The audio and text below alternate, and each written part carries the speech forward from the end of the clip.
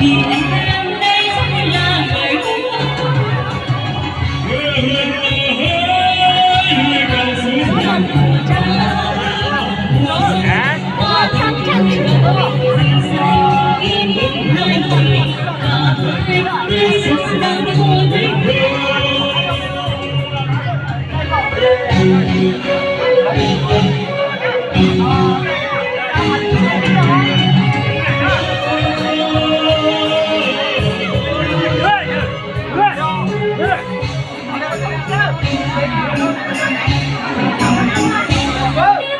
dâng chào mừng người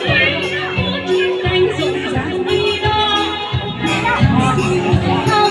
anh đã thường những ta lao vào đất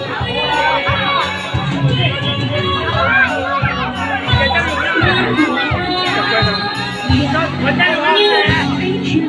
ngày tiếng xuân đã lâu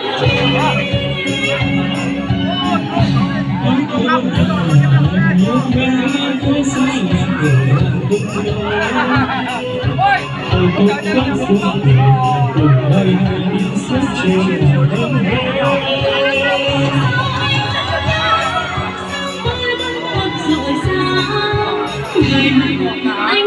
ra mặt thì em sẽ ta người bắt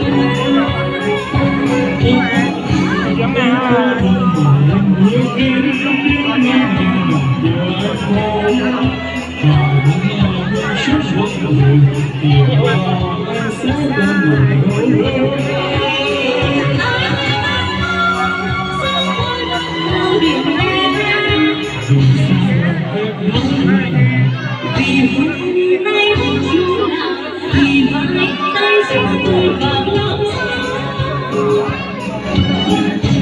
nếu anh về mà anh tìm anh ngó vì sao tôi phải thương vì anh đã mua và mua em sao không dám tiếc tay xin lỗi của anh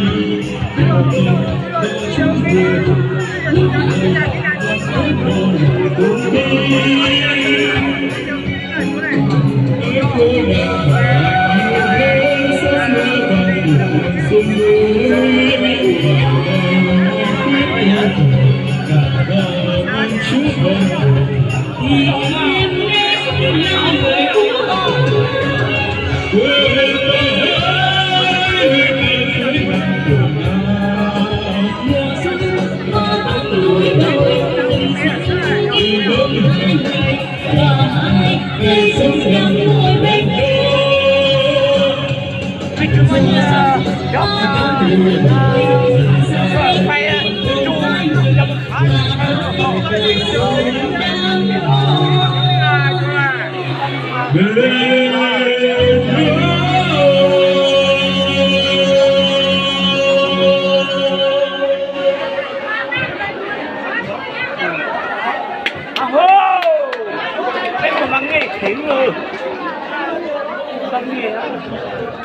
Tôi tao có chơi đó. Này, tôi tao có chơi nữa.